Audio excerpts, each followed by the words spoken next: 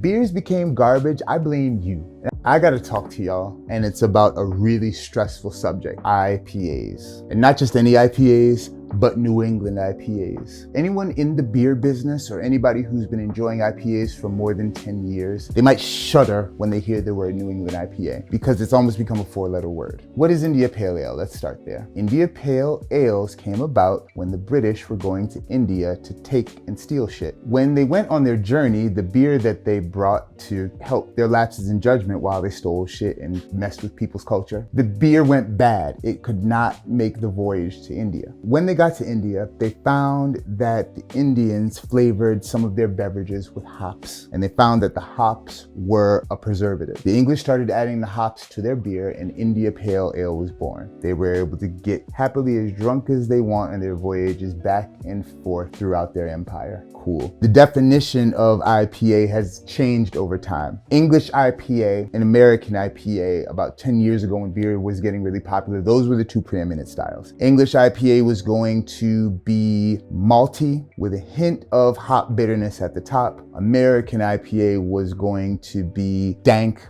hoppy, and bitter. Let me just explain. Hops are buds. They look almost like dank weed, and they almost smell like it too. They're resinous buds that are seriously aromatic, and when you add them to beer, they add amazing bitterness that provides structure to the beer. Some beers that are not bitter at all still include hops because they provide structure, but hops are what drive the taste of India Pale Ale. The English style of IPA I rarely see when I'm out at restaurants. What I'm normally seeing at beer bars that are good and have a varied selection, I'm going to see West Coast IPAs, East Coast IPAs, New England IPAs, because I think the three are all different. What you're going to hear people asking for when they're ordering their IPAs, you got anything juicy? 10 years ago, people were saying, you got anything hoppy? They wanted their faces ripped off with bitterness. Now they ask, you got anything juicy? They want beer that tastes like Sunny Delight. The reason this happened is a company that I love, but also makes me really mad. Shout out to Treehouse in Massachusetts. They make some of the world's best beers, and they had a beer called Julius that scored 100 points on Beer Advocate. Julius was highlighting the juicy notes that can be derived from hops. The beer was hazy, looked like a blue moon, really bright in color, really pleasing to the eye, and it finished on this beautiful kind of sweet, juicy note. The reason the beer was awesome is because it started off with all that crazy bitterness. So just imagine, you sip a beer, just your face is ripped off with bitterness, and that just breaks into a beautiful kind of just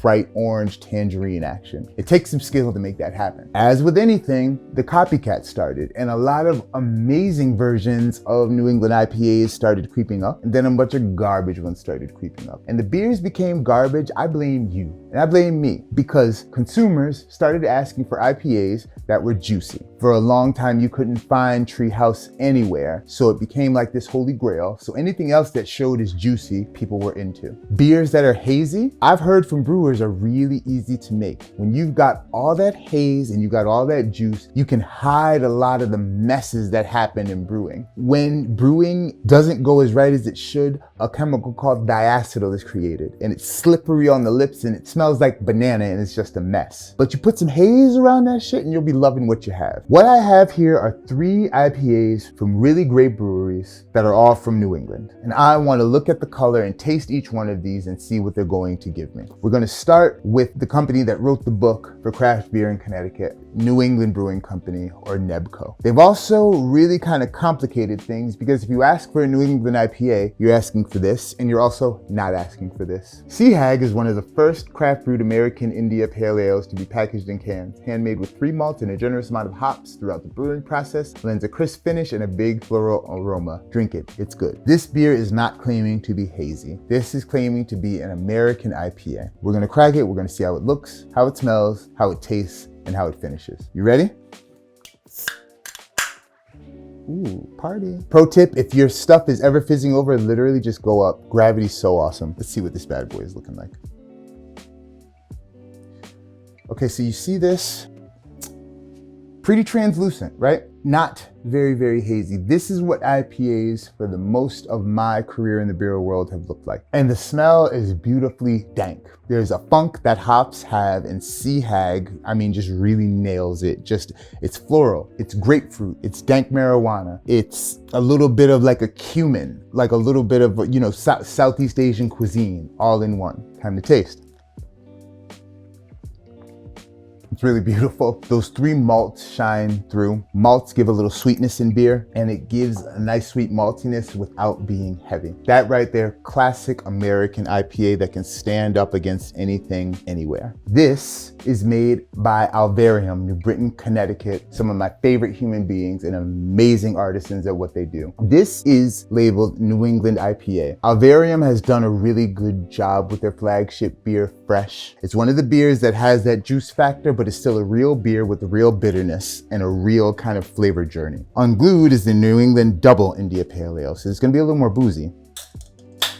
Let's see how we look.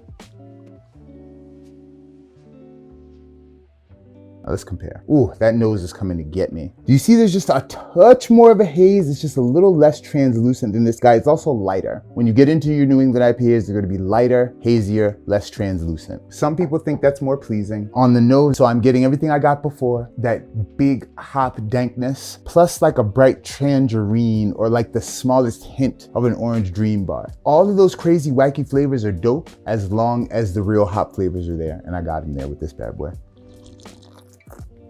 This has got like a bruleed orange. Like the juiciness in here is matched with just a touch of booziness from the higher ABV and the beautiful dank action of the hops. This to me is an example of what New England IPA is supposed to be.